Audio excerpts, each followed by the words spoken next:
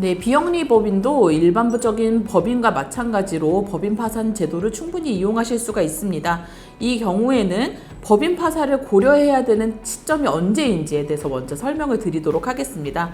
지급 정지가 되거나 당좌 부도 등으로 인해서 더 이상 지급 불능인 상태에 있는 기업은 먼저 내가 법인 파산을 해야 되는 것은 아닌지 고민을 하셔야 됩니다. 그리고 자산보다 부채가 더 많은 상황이다. 이 경우에도 고려를 해보셔야 되고요. 해산, 청산 절차가 진행 중에 있으나 도저히 이 과정 중에서 채무가 전부 다 해결되지 않았다. 이 경우에도 고민을 해보셔야 되고요. 과도한 부채로 인해서 영업에 현저한 지장을 받으시는 경우에도 고민을 해보실 수가 있고, 가장 강력한 사인은 세금이 미납되고 근로자들의 임금이 미납되기 시작했을 때는 법인 파산에 대해서 진지하게 고민을 해보실 필요가 있습니다.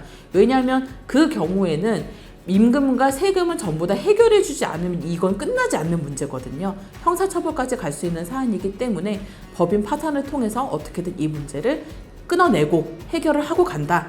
이렇게 생각을 하셔야 될 것 같습니다. 또한 회생 절차가 진행 중에 있는데 회생 절차가 폐지된 경우 또는 회생 절차에 인가는 받았으나 이를 이행하지 못해서 회생 계획을 수립할 수 없는 기업의 경우에도 법인 파산을 고려하실 수가 있습니다. 법인 파산 절차에 대해서 간단하게 설명을 드리도록 하겠습니다. 우선 파산 신청을 먼저 들어가야겠지요. 파산 신청을 할 때에는 도저히 우리 기업이 영업이 불가능하다. 무엇 때문에? 채무 때문에. 이 부분에 대한 설명이 필요하고요. 현재 채무의 규모와 그리고 자산의 규모에 대해서도 소명을 할 필요가 있습니다.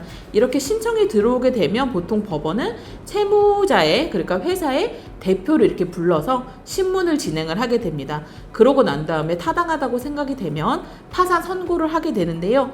통상 신청부터 이 파산 선고 시까지는 약 한 달에서 2달 정도의 기간이 소요된다고 생각하시면 될 것 같습니다. 근데 이제 사안의 경중에 따라서, 난이도에 따라서 그 기간은 좀 달라질 수가 있겠습니다. 법원은 이제 파산 선고를 하고 난 다음에 파산 관제인을 선임을 하게 됩니다. 그렇게 되면 각 채권자들에게 채권의 신고 기간, 그리고 신고 장소, 그리고 채권자 집회와 채권 조사 기일, 그리고 그 장소를 이해관계인과 채무자들에게 법원이 통지를 하게 됩니다.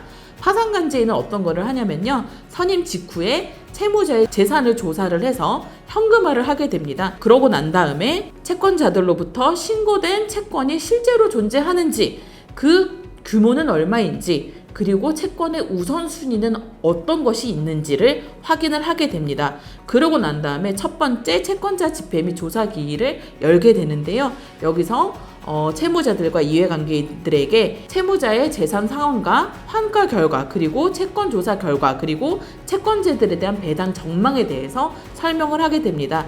파산관제인은 그 이후에 채무자 재산에 대해서 현금화가 완료되면 임금과 조세에 대해서 재단 채권을 우선적으로 변제를 하게 됩니다. 그 남은 금액은 채권자들의 파산 재단에 따라서 채권 금액에 따라 비례하여 배당이 되게 됩니다.